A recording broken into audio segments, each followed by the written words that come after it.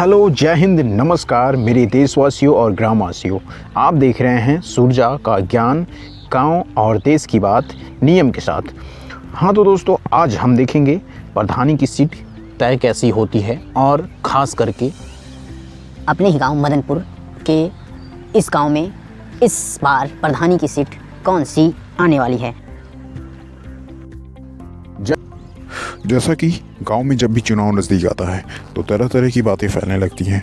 कोई कहता है सीट आएगी, कोई कहता है वो सीट आएगी, लेकिन मेरा मानना है बात अफवाह से नहीं, नियम और जानकारी से होनी चाहिए।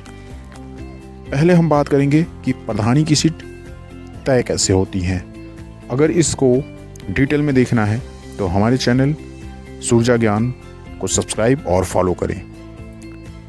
इसमें क्या होता है, सबसे पहले समझना ज़रूरी है, प्रधानी की सीट किसी व्यक्ति के लिए तय नहीं होती।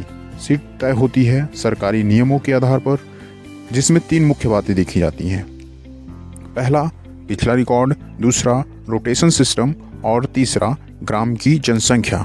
जैसा कि मैं मदनपुर की रिकॉर्ड देखूं तो और आपसे बताऊं, जो कि सरकारी वेबसाइट पे उपस्थित हैं, मदनपुर का पिछला रिकॉर्ड है 2010 में एससी महिला का सीट था, 2015 में ओबीसी और 2021 में अनारक्षित की सीट थी।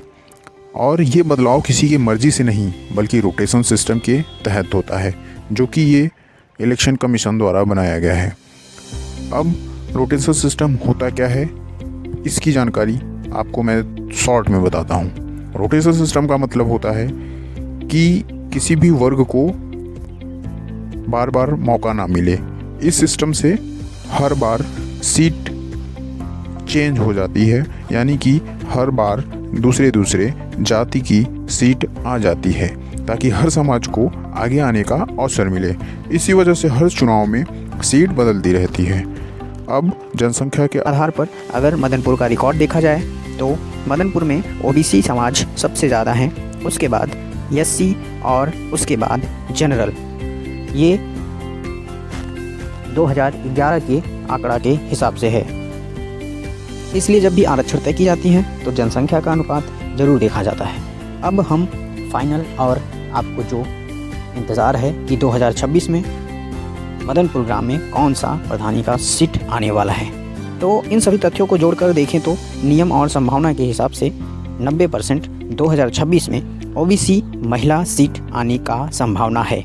उसके बाद एससी मेल यानी पुरुष की भी संभावना कुछ बनती है, किंतु जनरल का संभावना बिल्कुल भी नहीं है।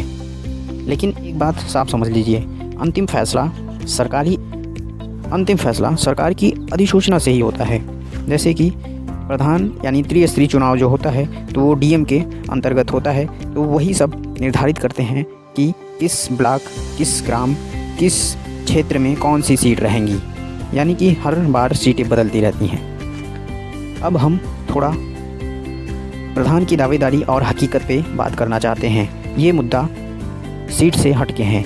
हर चुनाव में एक ही गांव से कई लोग प्रधानी के लिए खड़े होते हैं, ये उनका अधिकार है, ये मानना पड़ेगा। लेकिन सच्चाई ये भी है कि सिर्फ खड़े होने से काम नहीं होता। पुराने कामों की जानकारी निकालना, रिकॉर्ड समझना और नियम के हिसाब से सवाल पूछ पाना, ये सारे काम ग्राम प्रधान के होते हैं। चुनाव जीतने के बाद प्रधान को ये भी पता होना चाहिए और उसके पहले भी कौन सा काम हुआ, कौन सा काम नहीं हुआ, पैसा आया, पैसा कहाँ लगा, या फिर पुराना प्रधान पैसों का सही उपयोग किया कि नहीं, और जनता से सवाल पूछे तो उसका जवाब कैसे, क्योंकि प्रधान गांव का सेवक होता है, मालिक नहीं।